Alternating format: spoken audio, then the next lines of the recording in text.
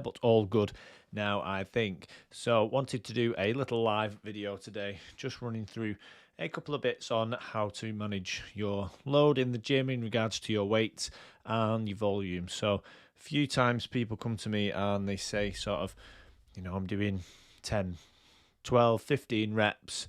How do I know if I am using the right weight for me, for example?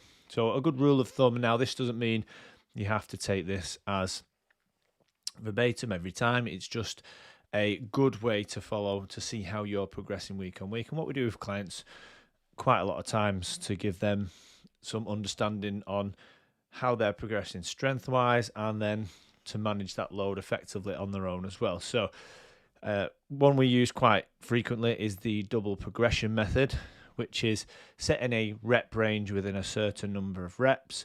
And then once they hit that certain number of reps, they then would increase the load and then staying within that rep range. So for example, if you have 8 to 12 reps, and say you was doing 3 sets of that, within those reps, if you manage to get say you're on a bench press and you have 12 reps and you do 3 sets at 12 at 60 kilograms, for example, that week you've sort of hit the top end of that rep range. So the following week you could then maybe knock that up to 65 and see where you get. Now, in that week, if you hit, for example, 12, 10, and 9 reps, that is a good range to stay in and that weight for the following time you do the bench press. Then next time, if you hit 12, 12, 12, you can see there's been a clear progression there. So you can actually see that, okay, yeah, I've got stronger each week, and then this week I've managed to hit 12 reps at my 65, so then I'm going to increase the load again. So it's just a good little rule of thumb to follow if you are struggling to understand how to manage your own progression in the gym.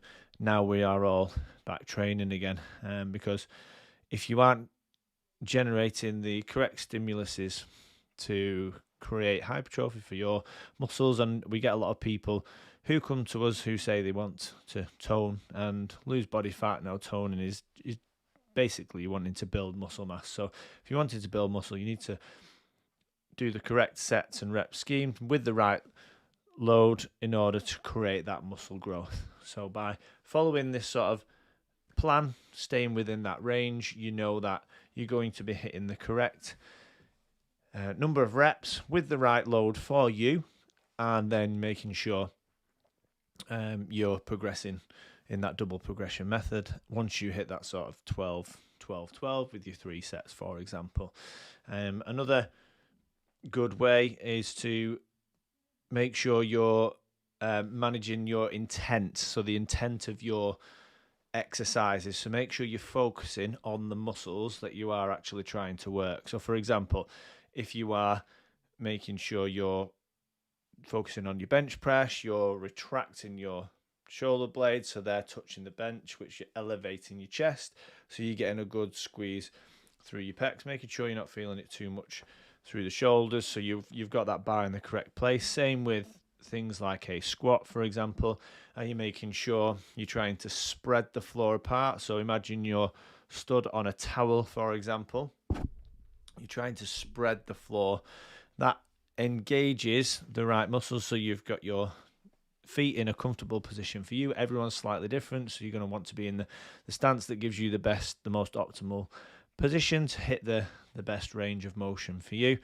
And then you are making sure you're spreading the floor, knees are tracking out over them toes, and you're hitting an appropriate depth to hit your quads and your glutes and your hamstrings. And then again, you can still follow that same progression method for those as well, to make sure you're getting the right stimulus and progressing each time you do those.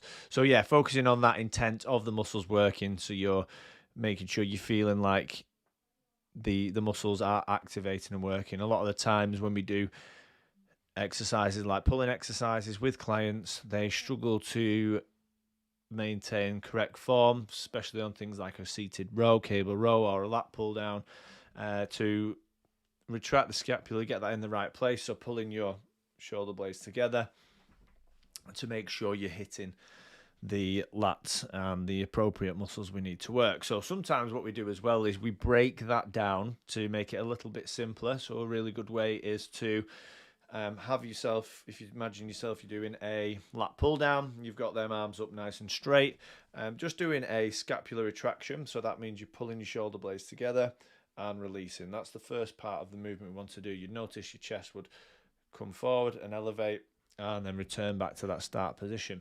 Another one, if people are really struggling to get that and make sure they're feeling like they are able to activate those muscles, sometimes we get them to really exaggerate, like when we do a cat-cow, for example. So we really exaggerate, just say you can do this in a seated position, really exaggerate the cat position, or it can be called the I think some people call it the camel as well. So you can exaggerate that position by extending your fingers forwards. So we've got that position there, and you're tucking your chin, getting a nice arch through the upper back there. And then what we do is we would then pull, so we go the other way, pulling the elbows back, elevating that chest to try and really squeeze those shoulder blades together, and then you can work through that range there. So just to make sure we're hitting the correct muscles, and sometimes those little coaching points really help people to just get that little light bulb moment, like, oh yeah, that's it, that I can really feel the muscles working now. Because there's nothing worse when you're trying to teach people how to do pulls and rows when they're just feeling it all arms and biceps, so they're just trying to pull as hard as they can, gripping, then the all the lactic acid is building up in those muscles. So yeah, and then what else was I going to say? And then tempo. So the tempo of your exercises can really matter as well. So we've focused massively on tempo in lockdowns just due to the fact that we were quite limited a lot of the time with equipment. And when we've got limited kit, sometimes to create a better stimulus on the muscles, we would want to increase the time under tension. So we would, for example, we're doing a squat. So with squats, we would come down in like 3-4 seconds if we've not got a heavy load, and then we return back to the start, really concentrating on the muscles we're trying to work. Sometimes we do like pause go sets where we'd start off with a pause for 10 seconds, for example, then do your normal working set, so you really feel like the muscles are working because you've had them in isometric hold to begin with. And then you could do like a go pause. So you do your sets first and then do a pause at the end, or we could do pauses in between, or just control the rate of the eccentric part of the movement, which is the lowering part of the movement as well. So lots of different ways to create stimuluses in order to create progression each time. You can do drop sets, for example. So you're starting off on a higher load, and then you would drop it down and then drop it down again, aiming for some sort of fatigue. And these are really good to do on exercises, isolation exercises. So for example, bicep curls, tricep dips, extensions, stuff like that. Try to steer away from doing too much to failure on compound exercises, as there's a lot more that can go wrong there if you're working to failure on things like squats and press-ups and things like that. Bench press and press-ups. If you've not got a spotter and you are trying to reach that overload. So I would personally steer away from going into failure on those compound exercises.